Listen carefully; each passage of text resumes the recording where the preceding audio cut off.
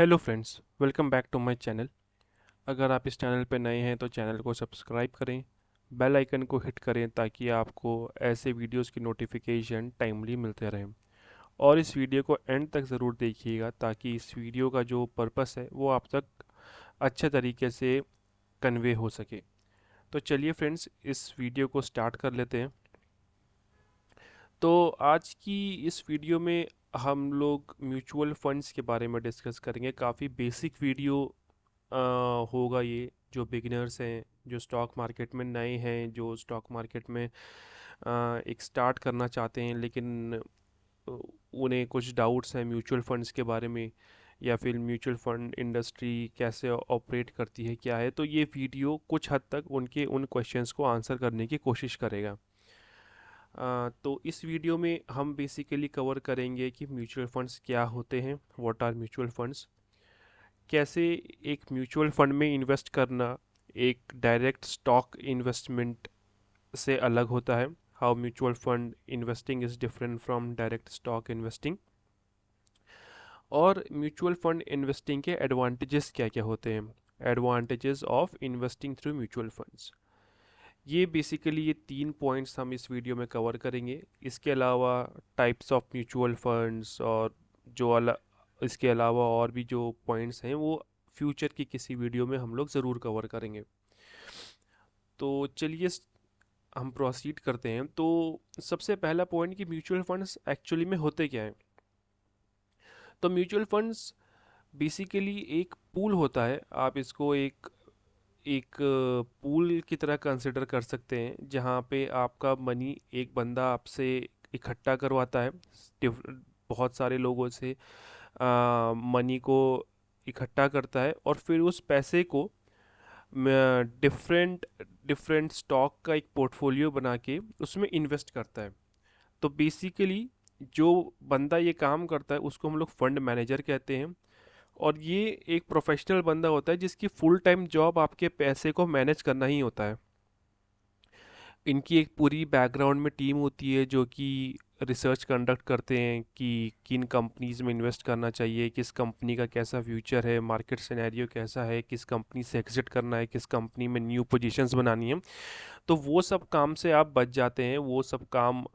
और हम लोग वो काम उतना अच्छी और एफिशिएंटली कर भी नहीं सकते हम, क्योंकि ये जो फंड मैनेजर्स होते हैं इनकी एक बहुत बड़ी टीम होती है जिनका फुल टाइम जॉब यही होता है कि मार्केट रिसर्च करना, कंपनीज के बारे में रिसर्च करना, स्टॉक्स के बारे में इन्वेस्टिगेट करना, उनके फ्यूचर प्रॉस्पेक्ट्स को स्टडी करना, डिफरेंट डिफरेंट रिपोर्ट्स को गो थ्रू करके डिसीजन लेना।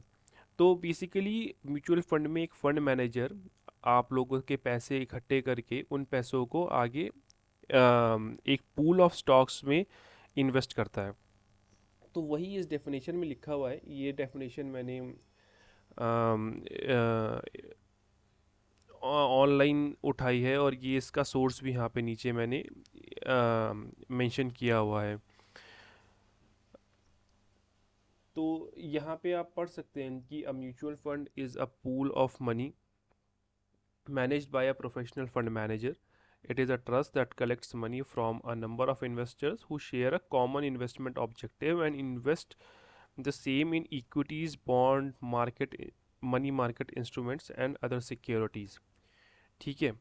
तो अब नेक्स्ट क्वेश्चन ये आता है कि जैसे स्टॉक का तो हम प्राइस देख के पता चल जाता है कि स्टॉक का ये प्राइस है, या बेसिकली उसको मेजर करने के लिए हम लोग यूजुअली उसका प्राइस देख लेते हैं कि अच्छा ये 200 से 400 का हो गया तो over a period of this much time इसने हमारा पैसा डबल कर दिया। तो म्यूचुअल फंड को कैसे मेजर कर सकते हैं।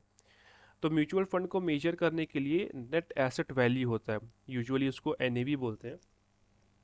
और ये बेसिकली कुछ भी नहीं होता है, ये it is a market value of all the securities which is pooled in by this mutual fund. चलिए फ्रेंड्स, तो नेक्स्ट पॉइंट में हम लोग कवर करेंगे introduction to mutual fund industry.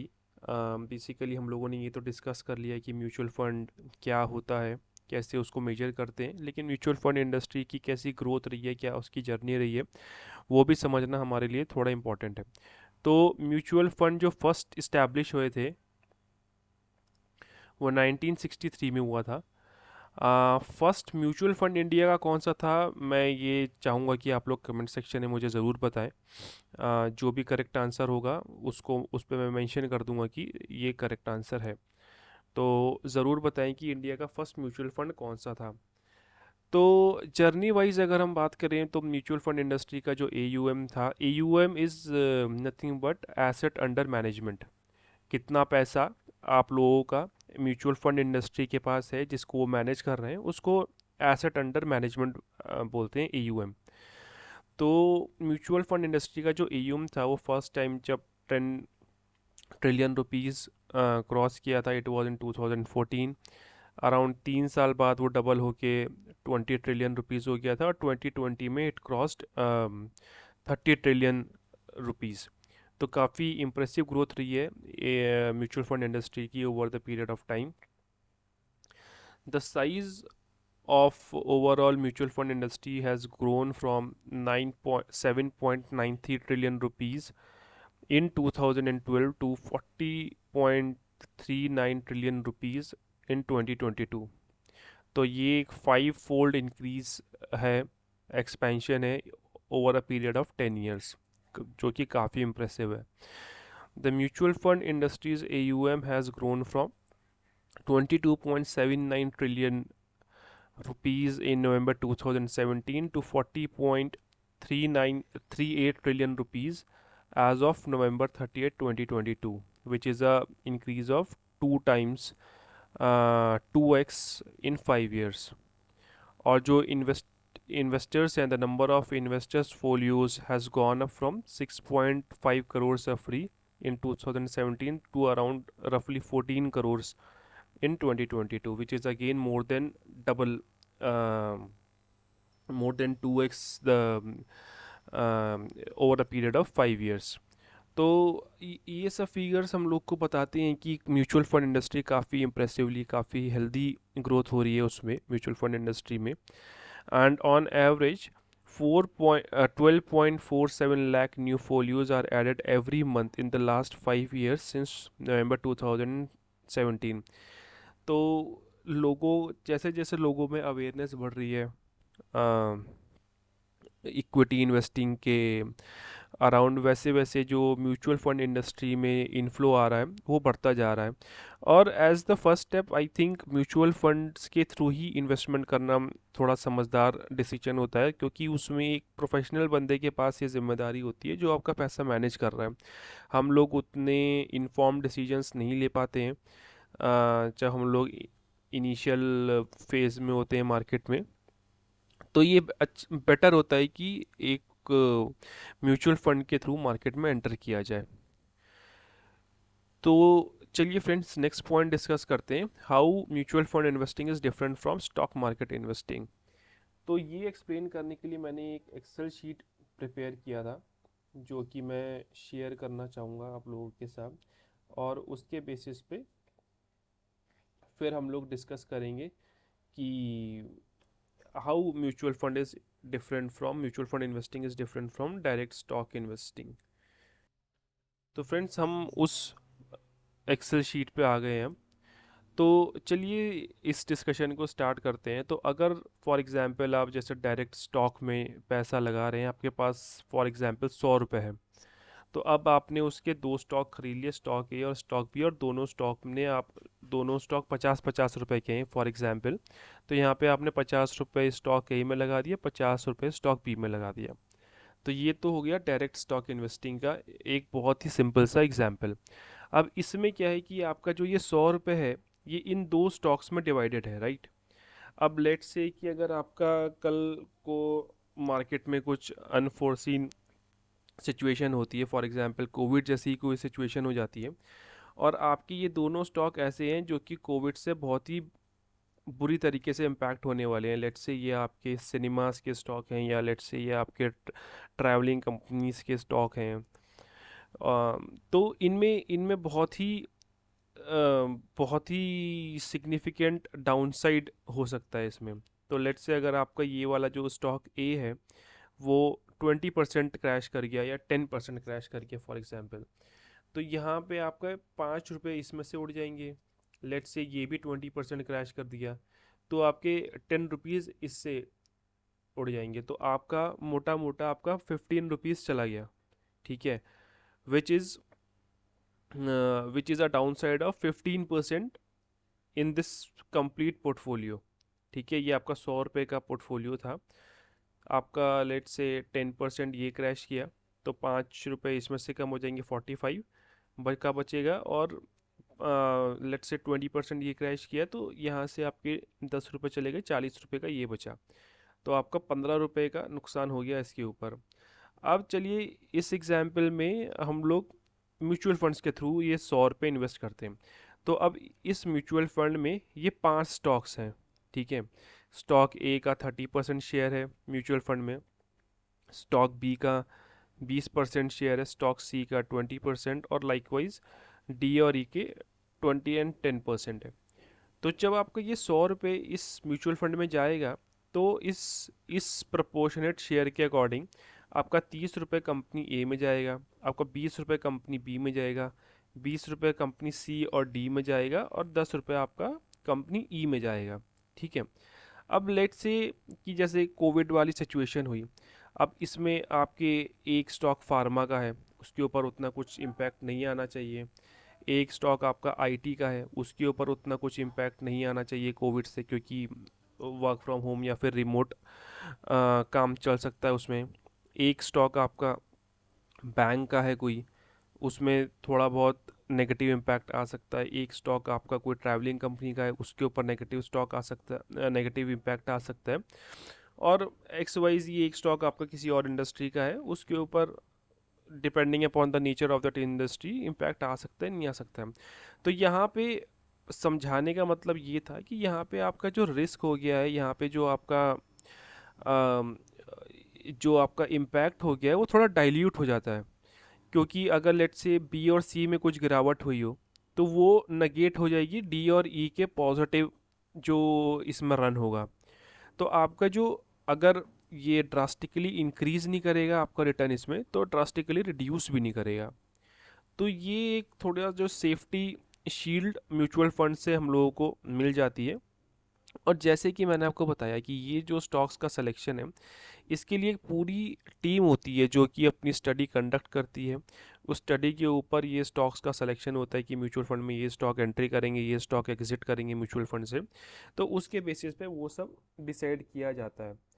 तो डायरेक्ट स्टॉक इन्वेस्टिंग के कंपैरिजन में म्यूचुअल फंड इन्वेस्टिंग थोड़ी सी लेस रिस्कियर होती है, राइट।